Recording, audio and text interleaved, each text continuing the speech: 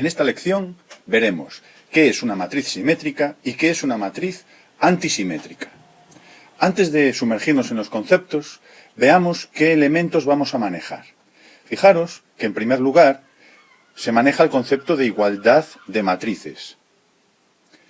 Recordemos que para que dos matrices sean iguales, tienen que tener la misma dimensión y además los elementos han de ser iguales término a término. Por otro lado, fijaros que aquí aparece un elemento que para nosotros es nuevo. Aparece menos A. Bien, la matriz menos A es la matriz que se llama opuesta de la matriz A. ¿Y cómo se obtiene? Pues simplemente multiplicando por menos 1 cada uno de los elementos de la matriz A. Cuando veamos las operaciones con matrices, volveremos a incidir sobre la matriz opuesta a una dada. Bien, dicho esto, vamos allá con matriz simétrica. Ya veis la propiedad que se tiene que cumplir, y es que la matriz A tiene que ser igual a su matriz traspuesta. Recordad que para obtener la matriz traspuesta a una dada, se intercambian las filas por columnas. Por lo tanto, la dimensión también cambia. Si tenía una dimensión inicial m por n, la traspuesta va a tener dimensión n por m. Por lo tanto, está claro que si una matriz es rectangular, es imposible que sea simétrica, porque las dos matrices, la traspuesta y ella misma, no van a tener la misma dimensión. Entonces, ya hemos sacado una primera conclusión. Para que una matriz pueda ser simétrica, tiene que ser cuadrada. En las matrices antisimétricas, fijaros que nos dicen que la traspuesta tiene que ser igual a la opuesta. Vuelve a ocurrir lo mismo, porque la matriz opuesta tiene la misma dimensión que la matriz A, mientras que la traspuesta no tiene la misma dimensión, a no ser que las matrices, la matriz A, mejor dicho, sea cuadrada. Por lo tanto, esta es la primera conclusión. Una matriz simétrica o antisimétrica forzosamente tiene que ser cuadrada. Voy a escribir una matriz cuadrada de orden 3.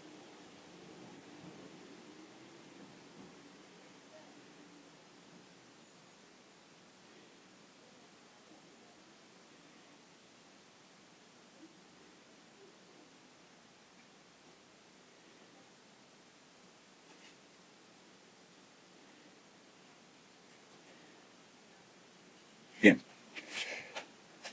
para que la matriz sea simétrica, lo que se tiene que cumplir es que, como dice la propiedad, la matriz A sea igual a su traspuesta. Es decir, los elementos A sub i j tienen que ser iguales a los elementos A sub j i.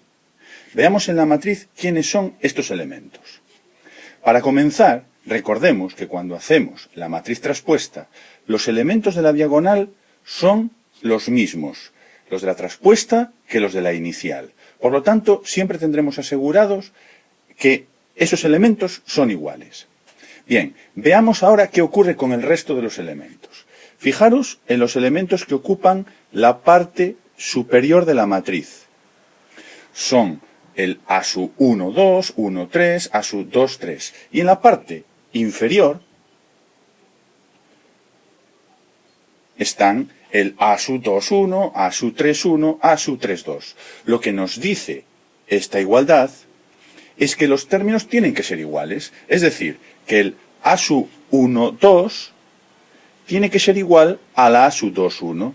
Que el A sub 1, 3 tiene que ser igual al A sub 3, 1. Y por último, que el A sub 2, 3 tiene que ser igual al A sub 3, 2.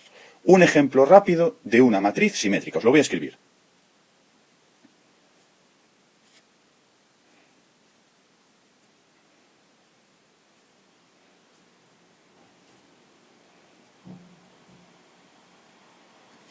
Ya está, esta matriz es simétrica. En la diagonal he colocado los números que se me antojaron, el 3, el 1 y el 5. Y después, pues he colocado aquí un 2, pues aquí un 2, aquí un menos 1, aquí un menos 1, aquí un 0, aquí un 0. De esta forma tengo asegurado que la matriz va a ser simétrica. Bien, vamos ahora con matriz antisimétrica.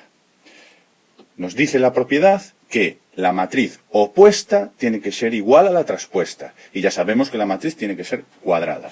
Bien, de esta igualdad, igual que antes, deducimos que menos A sub i j tiene que ser igual al a los A sub j i.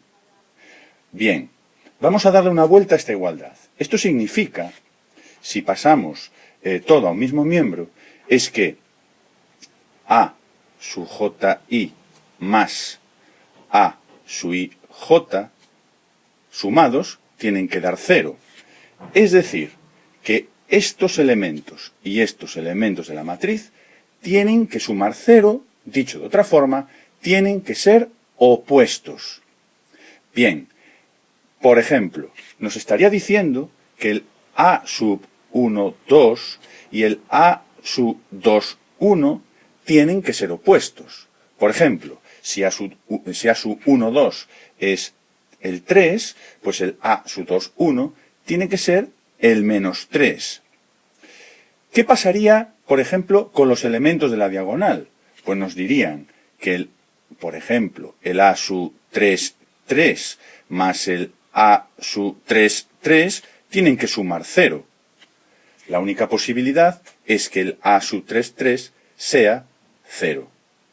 Entonces, fijaros, hemos llegado a lo siguiente. Según esto, el A sub 3, 3, el A sub 1, 1, el A sub 2, 2, es decir, los elementos de la diagonal, tienen que ser ceros. Y por otro lado, los otros elementos, los que están a ambos lados de la diagonal simétricamente distribuidos, tienen que ser opuestos. Os voy a escribir un ejemplo de matriz antisimétrica. Los elementos de la diagonal tienen que ser forzosamente todos 0. Y ahora voy a ir colocando el resto de elementos. Por ejemplo, en la posición fila 1, columna 2. Voy a colocar, por ejemplo, un 3. Bien, pues en la posición fila 2, columna 1, tengo que colocar un menos 3. Continuamos. En la fila 1, columna 3, voy a poner, por ejemplo, un menos 2. Pues en la posición fila 3, columna 1, tengo que poner un 2. Por último, si en la matriz, en la fila 2, columna 3, coloco, por ejemplo, un 1, en la posición fila 3, columna 2, tengo que escribir el opuesto. Esta matriz es antisimétrica.